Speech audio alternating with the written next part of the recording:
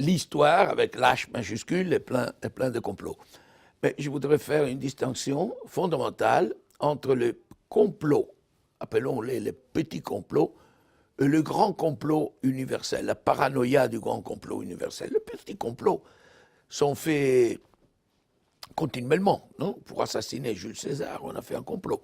Mais les complots qui réussissent, on les découvre le jour après. Catilina a fait un autre complot, Cicéron l'a dénoncé, on l'a découvert. Donc le complot existe, mais il vient à la surface. Ce qui reste secret, c'est le soi-disant complot universel, qui n'existe pas et qui est produit par une paranoïa, soit subjective que collective. Croire qu'un groupe secret domine l'histoire et fait aller l'histoire comme ils veulent. Mon roman commence avec le livre de l'abbé Baruel, qui a essayé d'expliquer toute la Révolution française, pas en termes de force économique, de révolte populaire ou de bourgeois, non, un complot. Le vieux Templier avec Voltaire qui se réunissaient le soir pour planifier la chute de la monarchie. Et le protocole des sages de Sion, tout l'antisémitisme du 19e, se régit sur l'histoire d'un complot universel. L'idée du complot universel continue même à nos jours. Vous savez qu'on a même imaginé que les 2 tours n'ont pas été détruites par Al-Qaïda, mais par les Juifs, par la CIA, par Bush, qui n'était pas assez intelligent pour détruire des tours. On a essayé la paranoïa du complot dit que les Américains ne sont pas arrivés sur la Lune, elle a été toute une fiction. La paranoïa du complot. Gheddafi est en plein paranoïa du complot, est en train de dire que ce sont ses ennemis qui ont donné la drogue aux jeunes gens libyens sans avoir l'idée que non, c'était lui qui avait tiré un peu trop la corde. Donc la paranoïa du complot est terrible, c'est une maladie. On a écrit des études anthropologiques sur ce besoin presque instinctif de toute société de trouver un bouc émissaire. Mon personnage naît d'un personnage presque réel qui est son grand-père. Je vous ai mentionné l'abbé Baruel avec son explication de la Révolution française. Dès qu'il avait écrit ce livre, un certain capitaine Simonini, florentin, ou qui vivait à Florence, lui a écrit une lettre dans laquelle lui disait « Vous avez oublié les Juifs ». Et tous les arguments qui seront employés au cours du siècle sur les Juifs sont déjà là, dans cette lettre. La seule chose que nous savons de ce Simonini est qu'il a écrit cette lettre. Peut-être qu'il a même été inventé par quelqu'un qui a écrit la lettre, mais en tout cas, c'est un personnage enregistré dans l'histoire.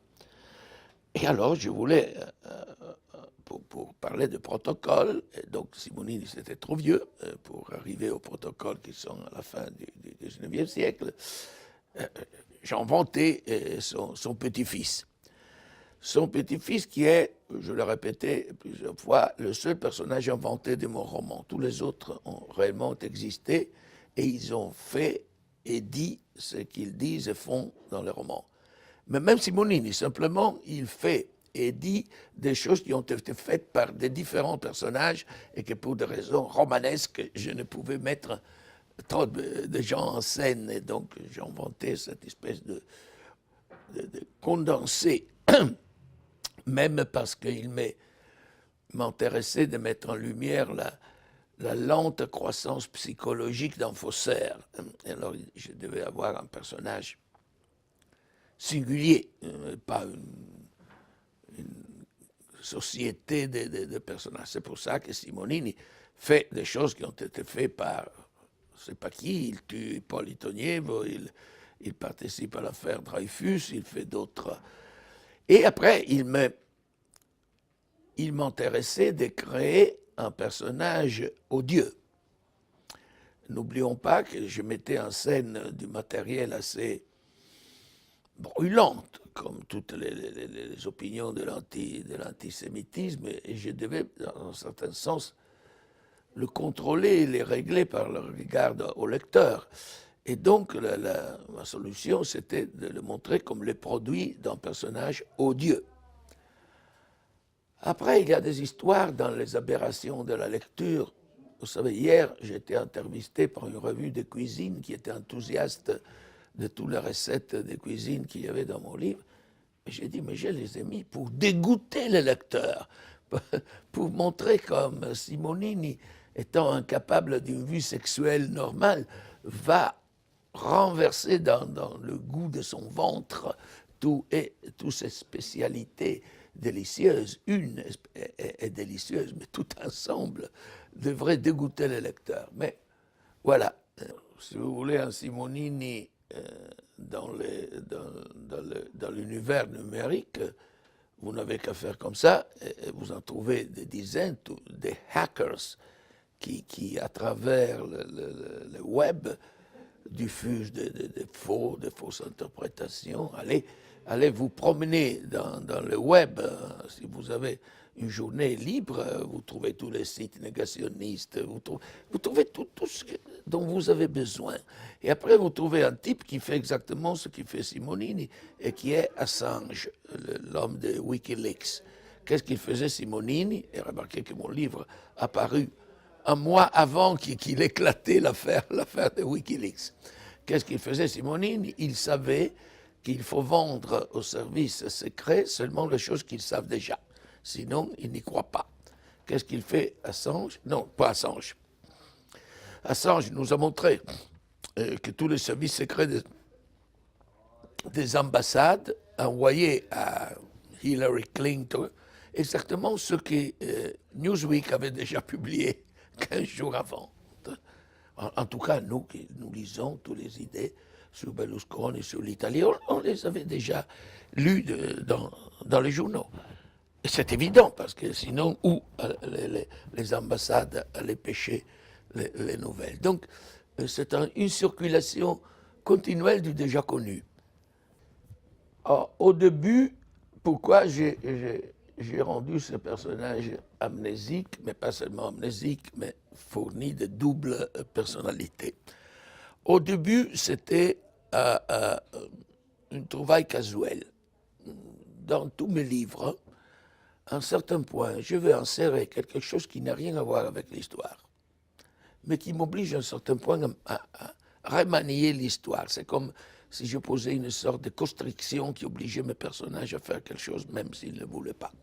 Par exemple, dans Baudolino, qui se passe dans l'Italie du Nord à la moitié du XIIe siècle, je voulais voir le siège de Constantinople, qui se passe 50 ans après. Mais pourquoi?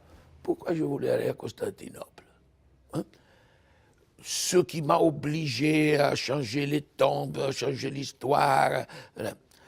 Dans l'île du jour de vent, je voulais que mon personnage était à Paris le jour où Richelieu mourrait. Pourquoi? Aucune raison. J'avais envie de faire ça. Mais ça m'a obligé à changer toute l'histoire, parce que s'il était à Paris ce jour, il ne pouvait pas arriver dans la mer du Sud avant que Tasman avait... Et dans Baudolino, dans le cimetière, je me suis dit, puisqu'il va à Paris, je veux qu'il va chez Charcot, à la Salpêtrière. Pourquoi? Ça me plaisait le faire. Et là, c'était le moment où, par hasard, c'était le moment aussi où Freud passait par là, jeune savant, et où on commençait à étudier la double personnalité. Et on étudiait les cas Félida, décrit par un certain docteur Azam, qui plus ou moins est devenu ma Diane, la double personnalité de Diane. Et alors, j'étais pris par l'idée de donner une double personnalité même au personnage principal, parce que dans un livre qui parle de falsification, l'idée de falsifier le personnage même, lui-même devient faux à lui-même, ça pas mal. Et après, elle me permettait une espèce de conte parallèle qui compliquait un peu, qui compliquait l'histoire. Après, j'avais besoin d'un abbé, parce que dans tout roman feuilleton, il y a un abbé. Et personne ne sait pourquoi je l'appelais Abbé della Piccola. Et vous savez, parfois un auteur fait comme un peintre de la Renaissance qui, en peignant une foule, il met là, parmi la foule, le visage de son ami. Ce n'est pas important que le spectateur s'en aperçoive, c'est lui qui était content de faire ce petit truc.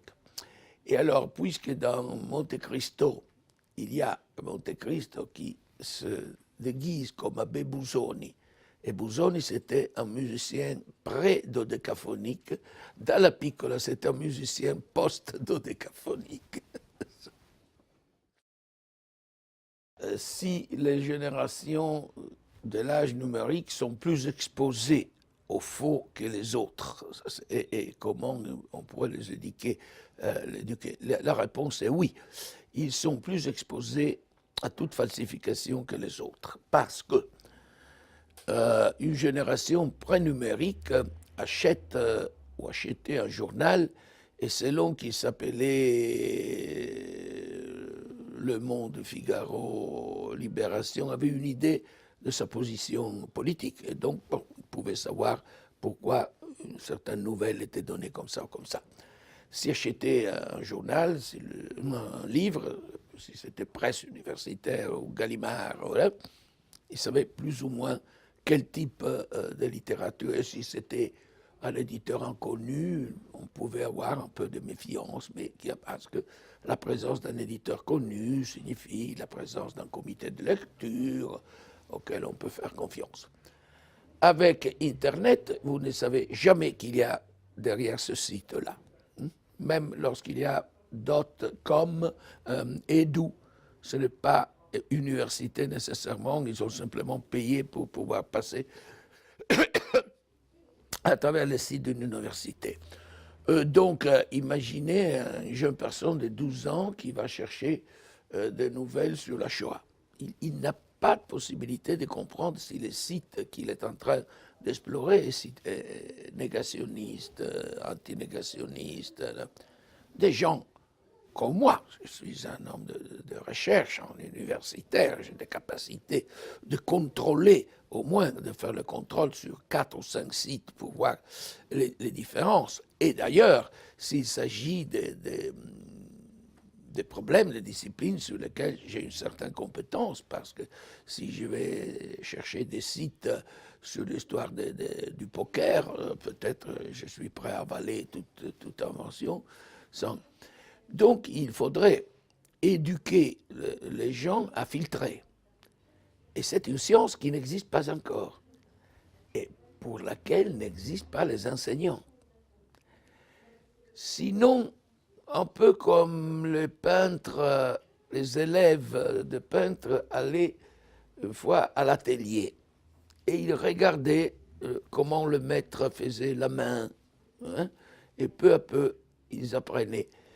Et même si le maître n'avait pas la théorie, il montrait la pratique. Je crois que si un jeune type reste avec moi un après-midi entier pour voir comment je contrôle des sites différents, pour voir plus ou moins si j'ai reçu des informations exactes, peut apprendre peu à peu qu'il y a des techniques de comparaison.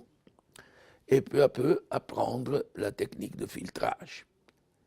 Parce que toute personne qui travaille dans une maison d'édition vous dit, voilà, après 10 lignes, j'ai déjà compris si un livre est intéressant à continuer ou il est acheté à la poubelle.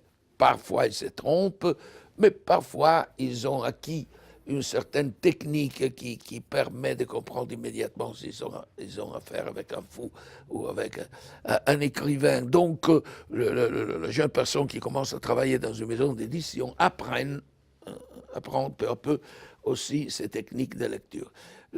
Donc, l'école devrait devenir pas le lieu de la transmission des règles de filtrage qui n'existent pas, mais les lieux d'une pratique continuelle. Donc, une question qu'on m'a jamais posée. Il y a quelque chose qui a été dit à ce propos par mon ami Claudio Magris, avec lequel j'ai eu une conversation sur le Corriere della Sera. Il m'a dit, et mon livre avait paru depuis un mois, tout le monde, toutes les recensions, tous les articles sont sur le contenu. C'est évident, antisémitisme, personne n'a pas fait attention aux structures narratives. Et donc, vraiment, c'est le côté qui a été peu touché par les questions, tous les jeux du flashback, du conte parallèle, toutes des choses qui m'ont coûté une fatigue énorme. Les 3 niveaux de lecture, le type qui écrit le journal, et qui est 2 types, le soi-disant narrateur qui est derrière ses épaules et qui décrit mais sans prendre de position morale, et le narrateur qui n'a pas de voix qui parle, mais qui est celui qui met en scène la méchanceté des personnages, et donc prononce ce jugement moral que selon des critiques naïfs n'existent pas. Et plusieurs d'autres choses. Il y a de petits problèmes de construction qui m'ont fasciné et qui n'ont pas intéressé les gens. Des autres questions, personnes m'ont demandé de la représentation de la commune, qui m'a assez passionné. Parce que j'ai travaillé toujours sur des documents, même la description du visage des morts est faite sur des photos de l'époque, et j'ai essayé de donner une commune comme Fabrizio del Dongo, dans la Chartreuse de Parme, avait vu la bataille de Waterloo, sans comprendre ce qui se passait en voyant seulement les marches. Et je l'ai raconté un peu comme ça. On ne voit jamais les centres de la guerre, mais seulement des petites situations latérales. Mais je vais essayer d'y travailler assez. Donc il y a encore beaucoup de questions à poser sur ce livre. J'attends dans le prochain siècle.